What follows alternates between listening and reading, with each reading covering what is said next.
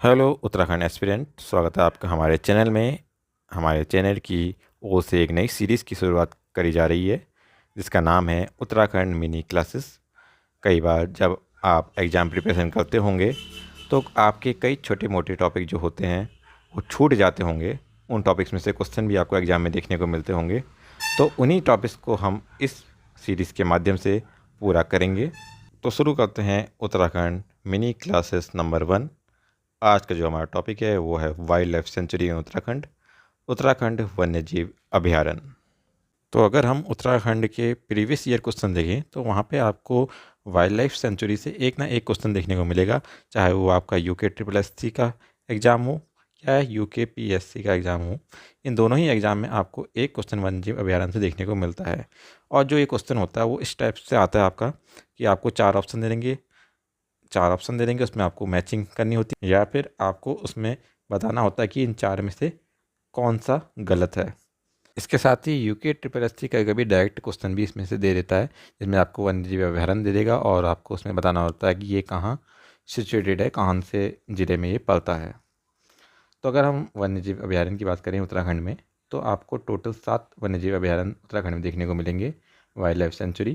तो अगर हम पहला वन्यजीव अभयारण्य देखें तो गोविंद वन्यजीव अभयारण्य है यहाँ पे, जिसकी स्थापना की अगर हम बात करें तो 1955 इसकी स्थापना है। कहाँ पे है, कौन से ज़िले में है, तो ये उत्तरकाशी में है। और क्षेत्रफल की बात करें तो ये आपका 485 वर्ग किलोमीटर यानी कि 485 आपका वर्ग किलोमीटर ये इसका एरिया है। और ये जो है सबसे पहला वन्यजीव अभयारण्य है उत्तराखंड का। सबसे पुराना वन्यजीव अभयारण्य यही है, गोविंद वन्यजीव अभयारण्य। इसके साथ ही ये जो वन्यजीव अभयारण्य है ये दूसरा सबसे बड़ा वन्यजीव अभयारण्य है। इसका जो क्षेत्रफल की दृष्टि से अगर हम देखें तो दूसरे नंबर पे ही आता है, तो दूसरा सबसे बड़ा ये वन्यजीव अभयारण्य है। इसके बाद अगर हम बात करें दूसरा जो वन्यजीव अभयारण्य है वो है केदारनाथ वन्यजीव विहार, केदारनाथ वाइल्ड लाइफ सेंचुरी। इसकी स्थापना की बात करें तो 1972 1972 में इसकी स्थापना हुई है। अगर हम ये देखें कि कौन से ज़िले में पड़ता है तो चमोली और रुद्रप्रयाग में पड़ता है। वहीं इसका क्षेत्रफल जो है वो सबसे बड़ा 957 957 वर्ग किलोमीटर आपको इसका एरिया देखने को मिलेगा। और ये एरिया के हिसाब से नंबर 1 जो है वो स्थान है इसका है नंबर 1। सबसे बड़ा जो वन्यजीव अभयारण्य है वो यही है, केदारनाथ वाइल्ड लाइफ सेंचुरी। अगर ये हम देखें तो राज्य का प्रथम कस्तूरी मृग संरक्षण केंद्र भी है ये।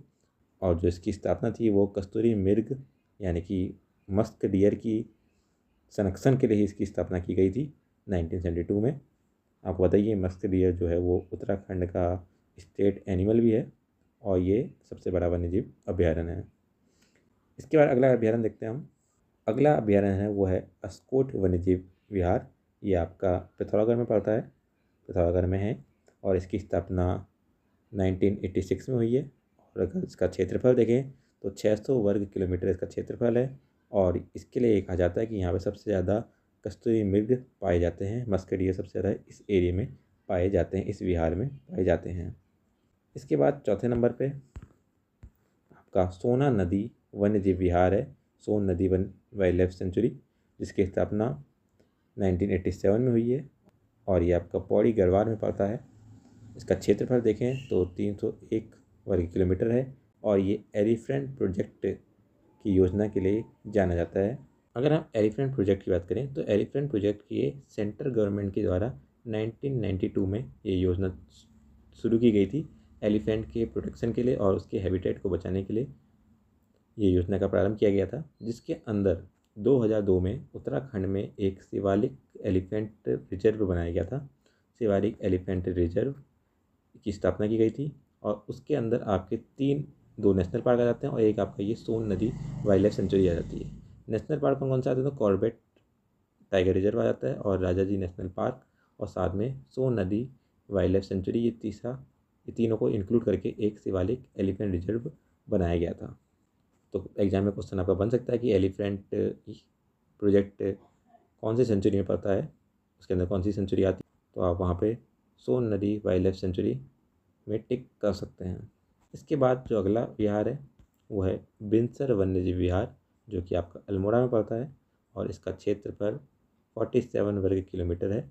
और इसकी स्थापना की बात करें तो 1988 में इसकी स्थापना हुई है। आप देखेंगे हमने जितने भी ये यहाँ पे वाइल्ड लाइफ सेंचुरी रखी, ये स्थापना इसकी हमने शुरू से आगे को रखी हुई है, लाइन से रखी हुई है, कोई आगे पीछे नहीं कर रखी। डेट में हमने जो पहले बना उसको हमने पहले रखा, जो बाद में बना उसको हमने बाद में रखा है। इससे आपको पढ़ने में आसानी होगी।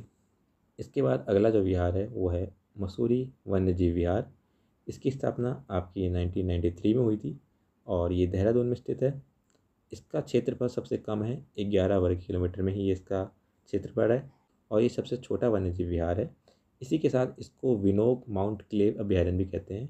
विनोग माउंट आपने पढ़ा होगा, तो विनोग माउंट है वहाँ पे मसूरी में, उसी माउंट के अंदर में ये बना है, तो इसके इस नाम से भी जाना जाता है।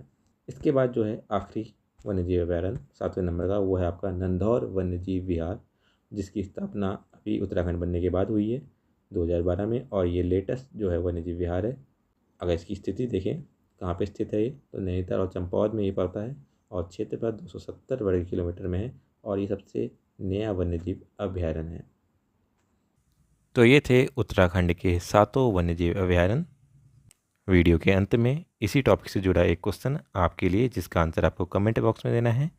निम्न में से कौन सा युम सम्मिलित नहीं है? यहाँ पे आपको 4 वन्यजीव विहार दे रखे हैं और उनकी जगह दे रखी है कि कौन से डिस्ट्रिक्ट में ये सिचुएटेड है। जो इस भी इसका ऑप्शन गलत है उसको आपको यहाँ पे आंसर देना है कमेंट बॉक्स में। तो आज की उत्तराखंड मिनी क्लास में हमने वाइल्ड लाइफ सेंचुरी उत्तराखंड की देखी। उम्मीद करते हैं कि वीडियो पसंद आया होगा। वीडियो पसंद आया तो लाइक कीजिए, ऐसे ही और वीडियो के लिए चैनल को सब्सक्राइब कीजिए। धन्यवाद।